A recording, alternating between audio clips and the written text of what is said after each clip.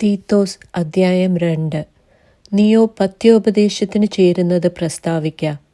വൃദ്ധന്മാർ നിർമ്മതവും ഗൗരവവും സുബോധവുമുള്ളവരും വിശ്വാസത്തിലും സ്നേഹത്തിലും സഹിഷ്ണുതയിലും ആരോഗ്യമുള്ളവരും ആയിരിക്കണമെന്നും വൃദ്ധമാരും അങ്ങനെ തന്നെ നടപ്പിൽ പവിത്രയോഗ്യമാരും ഏഷണി പറയാത്തവരും വീഞ്ഞിന് അടിമപ്പെടാത്തവരുമായിരിക്കണമെന്നും ദൈവവചനം ദുഷിക്കപ്പെടാതിരിക്കേണ്ടതിന് യൗവനക്കാരത്തികളെ ഭർതൃപ്രിയമാരും പുത്രപ്രിയമാരും സുബോധവും പാതിവൃത്യവുമുള്ളവരും വീട്ടുകാര്യം നോക്കുന്നവരും ദയയുള്ളവരും ഭർത്താക്കന്മാർക്ക് കീഴ്പ്പെടുന്നവരും ആയിരിക്കാൻ ശീലിപ്പിക്കേണ്ടതിന് നന്മ ഉപദേശിക്കുന്നവരായിരിക്കണമെന്നും പ്രബോധിപ്പിക്ക.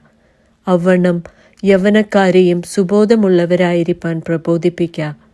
വിരോധി നമ്മെക്കൊണ്ട് ഒരു തിന്മയും പറവാൻ വകയില്ലാതെ ലജ്ജിക്കേണ്ടതിന് സകലത്തിലും നിന്നെ തന്നെ സൽപ്രവൃത്തികൾക്ക് മാതൃകയാക്കി കാണിക്ക. ഉപദേശത്തിൽ നിർമ്മലതയും ഗൗരവവും അപേക്ഷിച്ചുകൂടാത്ത പഥ്യവചനവും ഉള്ളവൻ ആയിരിക്ക.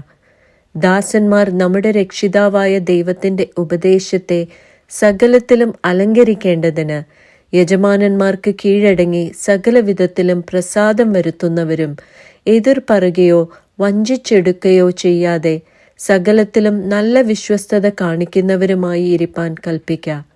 സകല മനുഷ്യർക്കും രക്ഷാകരമായ ദൈവകൃപ ഉദിച്ചുവല്ലോ.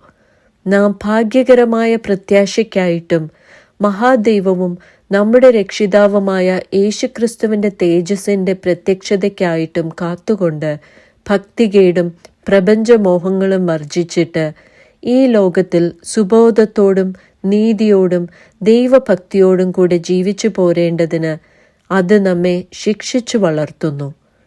അവൻ നമ്മെ സകല അധർമ്മത്തിൽ നിന്നും വീണ്ടെടുത്ത് സൽപ്രവർത്തികളിൽ ശുഷ്കാന്തിയുള്ളൊരു സ്വന്തം ജനമായി തനിക്ക് ശുദ്ധീകരിക്കേണ്ടതിന് തന്നെത്താൻ നമുക്ക് വേണ്ടി കൊടുത്തു.